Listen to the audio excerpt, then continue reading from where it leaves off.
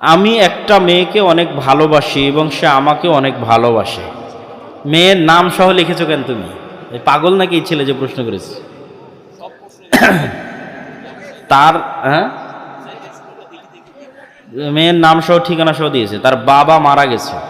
এখন এই সম্পর্ক তার মা মেনে না নেওয়ায় তাকে এক বুড়া বেটার সাথে বিবাহ দিতে চাইছে। এই অবস্থা আমার করণীয় কি? ঠিক আছে,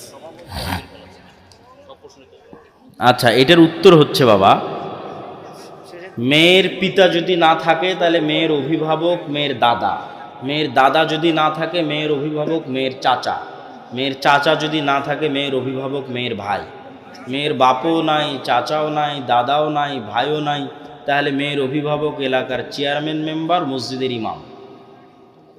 তাহলে তুমি অভিভাবকদের মাধ্যমে আগানোর চেষ্টা করো। অভিভাবক যদি রাজি না হয় বিবাহ বাতিল হবে, আর তখন মনে করতে হবে এর মধ্যেই কল্যাণ আছে।